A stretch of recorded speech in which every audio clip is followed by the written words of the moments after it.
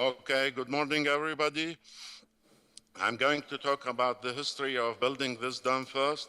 This dam was planned to be built in the early 50s, in fact, and two British companies, they started to do the investigation in 1953 to find the best suitable place. And then this was followed 3 years later by two American companies, and then a Soviet company in 1962, and then several other companies till 1974. A French company, they did the investigation from 1974 till 1978, and they recommended the present site. And the contract was awarded to what's called Swiss consultants. The Swiss consultant, in fact, they are a group of 4 companies, and they did the design of the present dam. And then the contract was given to what's called GMOD, and they are again a group of companies, 60% German, 40% Italian, 5 companies, and are of course subcontract to supply electrical equipment, etc. And then there was a board of experts. They were appointed by the owner, which is the Iraqi government. At that time, it was the Ministry of Irrigation. And that board is supposed to do the follow-up and supervise the work.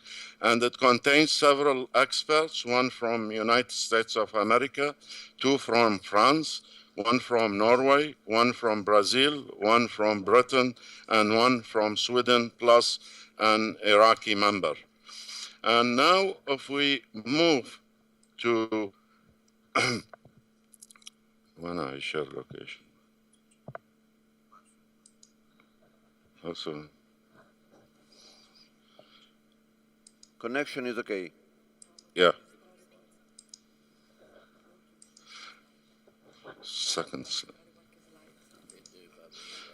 Okay. Now the location of the dam, the present dam we are talking about, it's about 60 kilometers northwest of Mosul area, and you can see in the slide the main parts of the dam. In fact, if we move to the next slide, it shows the main parts of the dam, the powerhouse, and there is what's called a pumping storage, which is a lake or reservoir dug in one of the hills to provide electricity, and it's filled during night and emptied during the day. And then there is what's called the regulating dam. It's about 9.2 kilometers downstream Mosul Dam. It also regulates the flow, plus it generates electricity.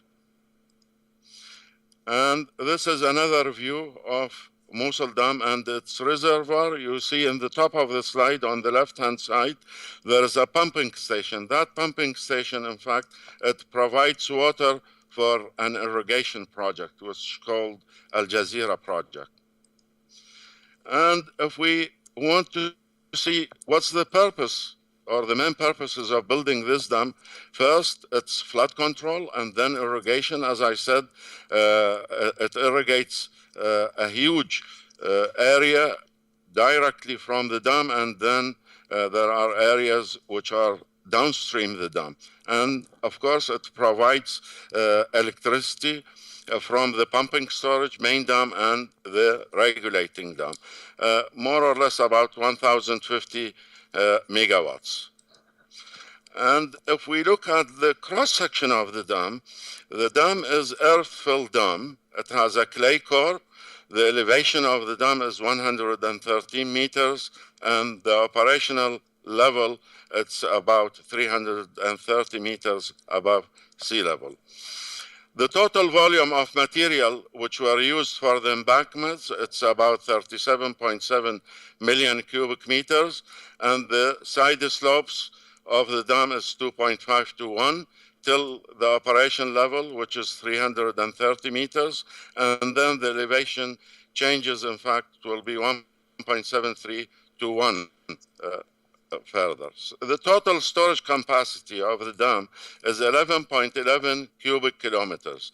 The life storage is 8.16 cubic kilometers, and the debt storage is 2.95 cubic kilometers. And for this reason, in fact, this dam is considered one of the biggest dams in the area. In fact, it is the fourth biggest dam in the Middle East. Since the start of building the dam, in fact, there were plenty of geotechnical problems. One of them is the site selection, and the other, in fact, is the foundation problems. And when we are talking about this, in fact, the dam was built on a formation which is called Fatha Formation. And this formation is composed of alternating beds of karstified limestone and gypsum and anhydrite. Of course, karstified limestone, it has plenty of cavities and openings, as you can see in the slide. And this is another photograph for these cavities. And this is a solution crack due to these karstifications. And then you have the anhydrite and gypsum beds. They are highly jointed, and in fact, they are very soluble in water.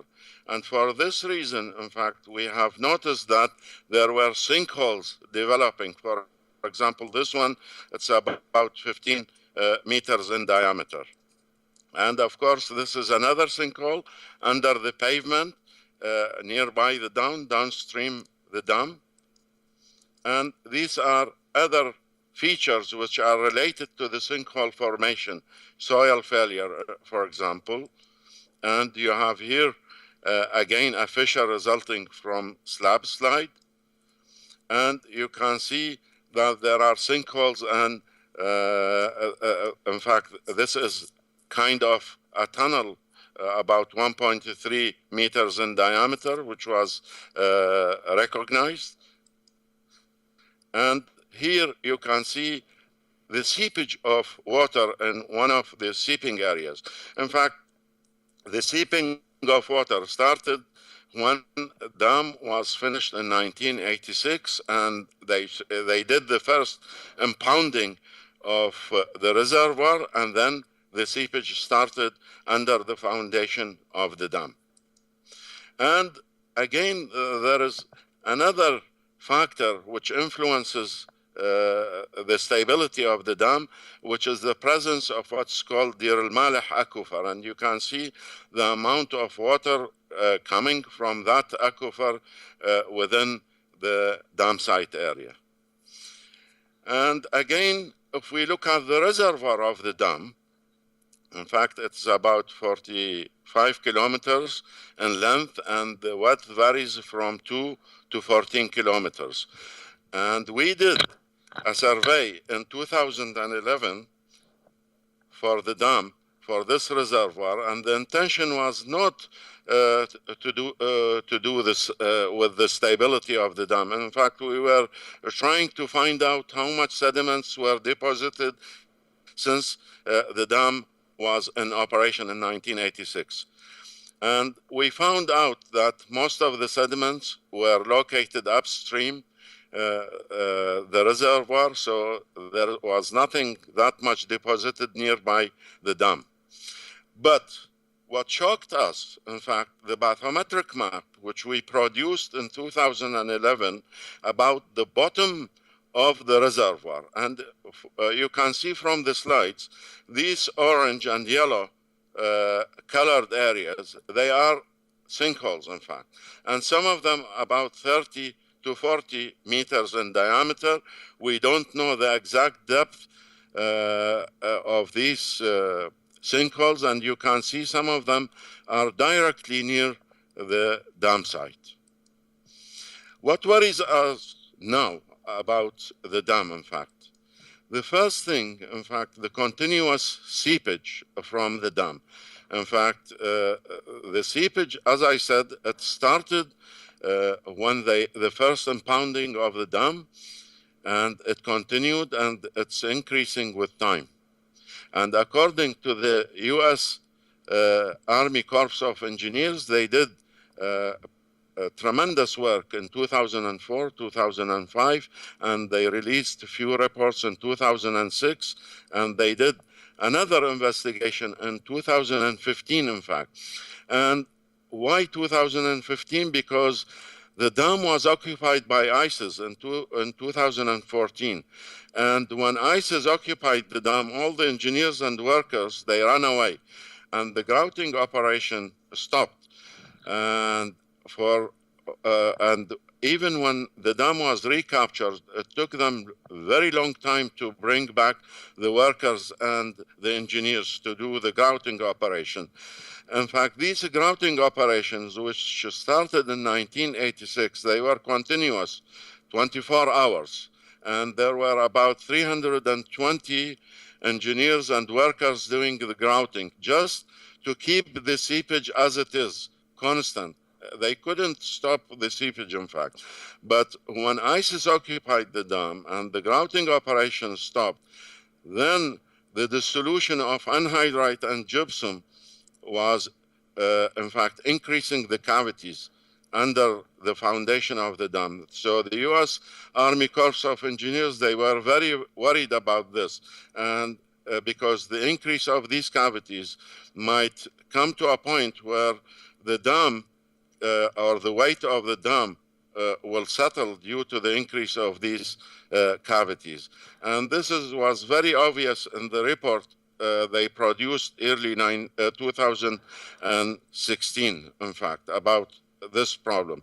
And in their report, they said that in fact, the situation is very critical, and they were, in fact, pointing out that the dam might fail anytime. And this is just part of what the U.S. Army Corps of Engineers did about calculating the amount of gypsum or anhydrite which was dissolved during ISIS occupation of the dam. And by the way, in fact, there was the grout is composed of cement, bentonite, and some sand. And the factory which was supplying the dam with the cement is now occupied by ISIS. So they have to import cement now to the site so that they can maintain grouting. As far as I know, in fact, only 30% of the crew working in grouting operations is available now.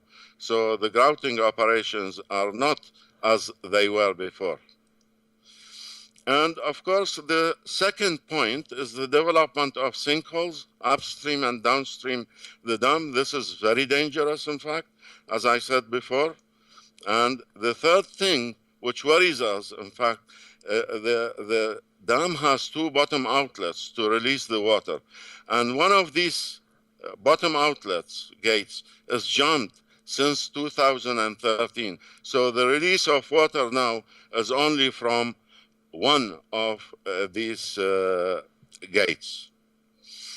And the second thing, in fact, if you notice the report of the U.S. Army Corps of Engineers, as I said, which was released early 2016, and the work done by Assistant Professor Richard Kaufman from the University of Arkansas, they mentioned that there are settlements in the dam. And in fact, there is another company which is called Globosar. They are Norwegian. In fact, they sent me this photograph recently. And they did some work using satellite imageries. And they showed that there are settlements in part of the dam. And the average settlement rate, it's between 5 to 10 millimeters per year. And this, in fact, in agreement with what Kaufman found using the same technique.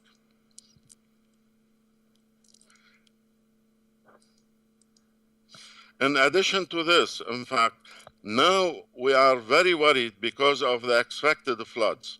In fact, the snow in the upper parts of the catchment of the Tigris and Euphrates in Turkey, it's supposed to to be supplying plenty of water due to its melt at this part of the year, usually during April and May, and this will in fact bring plenty of water to the reservoir.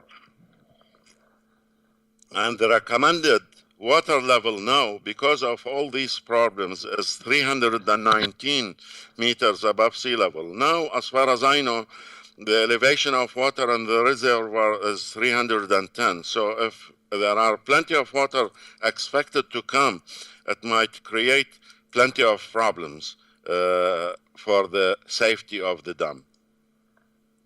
And now we will look at the consequences of the failure of the dam. Of course, the Swiss consultants, they did a model which is called Flores model. It's one-dimensional model to see what happens if the dam fails. And this model was checked by American company Black & Veatch in 2004 and 5, and they used two other models to verify the results of the Flores model, which was used by the Swiss consultants, because they thought it was too old, the Flores model, and they have to check it with new models. But they arrived to the same conclusion, and they said in their reports that the Flores model gave good results, or same results as they obtained from their two models. And if the dam fails, in fact, then the water depth, which will reach the first major city, which is Mosul, it will be in 4 hours, and the water depth will be 24 meters. The discharge will be around 400,000 cubic meters per second. And that means, in fact, most of Mosul city will be underwater. And then 22 hours later, it will arrive, the wave will arrive to another major city, which is called Tikrit, and the water depth at that site will be 15 meters, and the discharge will be 185,000 meter cube per second. And that means, in fact, all Tikrit will be underwater. And then later on, 38 hours later, the wave will arrive north of Baghdad, and the discharge will be 460,000 cubic meters, 46,000 cubic meters per second after 38 hours. And as you know, Baghdad is a flat area, so almost all Baghdad will be underwater. When it will take 10 hours for the wave to pass Baghdad, and when it will reach south of Baghdad, then the height of the wave will be about 2 meters, and gradually it will die. So all the areas from Mosul downstream for about 700 kilometers will be flooded. And that means, in fact, the flooding of 4 major cities, including the capital, Baghdad, and 7 middle-size cities and 31 small cities located on the banks of the Tigris. And these 4 major cities, we have used GIS system to show the areas that will be flooded if, in case Mosul Dam fails. And the projected loss of life if the dam fail, in fact, it's 500,000 to more or less 500,000, according to the U.S. Embassy in Baghdad. But also we have to remember it's not only the loss of life. The flood will destroy the infrastructure of all the cities that I talked about on the banks of the river Tigris. So what's the solution for the problem? In fact, this problem, since the start of the seeping at the operation of the dam in 1986, was fully discussed by the board of experts, and all the possibilities were discussed at that time. And they reached to the conclusion that Mosul Dam will fail sooner or later, no matter what they do. But to make the life of Mosul Dam little bit longer, they suggested grouting operations, 24-hour operations. And I have calculated the amount of grout injected in Mosul Dam under the foundation since 1986 till 2014, and it reaches 95,000 tons of grout, which was grouted. But at the same time, since they knew that Mosul Dam will fail sooner or later, so they suggested to design another dam downstream Mosul Dam, which is called Badoush Dam. And Badoush Dam is about 40 kilometers downstream Mosul Dam. And it was designed, and the operation of building the dams also started in the late 80s, and 40% of the dam was established till early 90s. And then there was the UN sanctions on Iraq, so the work was abandoned since the early 90s, and nobody cared to finish the construction of the dam at that time. Now I'd like to talk about the management of the crisis, of this crisis. In fact, the management of this crisis, I think it was, as far as the Iraqi government is concerned, it was very bad. And in fact, the Iraqi government, they tried to calm the people due to the problems they had, or they have, with ISIS and other economical problems and things. But what they did, they gave misleading information to the public. And they were telling them, on one hand, that there is nothing wrong with the dam, nothing will happen. And on the other hand, they were telling them that we are going to do grouting operation, we are going to bring some companies to do some maintenance work in the dam. And of course, some of the people, they tried to make it political a problem, in fact. And if you look at the news media, the Iraqi news media, and the people that appeared on those media talking about Mosul Dam, it's ridiculous, in fact. I can assure you that more than 95% of the people that they talked about Mosul Dam, they have no idea about engineering principles of dam construction. And maybe most of them, they haven't even seen a dam in their life. Maybe they have seen a dam in a photograph or so. And they were telling people strange stories. They were trying to tell them that it's an American plot, and the Americans, they have put some explosive in the dam, and they want to destroy the dam to flood the religious places in Baghdad and Samarra. For me, this is ridiculous, really. And I don't know what to say more than ridiculous about such stories. Other people, in fact, they tried also to play their part, and they take advantage of the situation so that they will be highlighted or spotlighted. And again, the stories they gave, it's ridiculous. I can give you examples. Like, for example, one of them, he said the speed of the wave will be 3 times more than the speed of sound. This is, in fact, childish, really. And another report I have seen, the one who wrote that report, he claims that Basra will be flooded completely. And Basra is about 1,000 kilometers downstream Mosul Dam. How can the wave reach Basra? This is impossible. And of course, ISIS, they played their part as well in this. And they were telling people in Mosul, which is occupied by ISIS, that this is an American plot. And the Americans, they are trying to frighten you so that you leave your homes, and then they'll come and occupy Mosul. This is really ridiculous for me, all these assumptions and stories. But I think we have to solve this in a prudent academic, scientific way.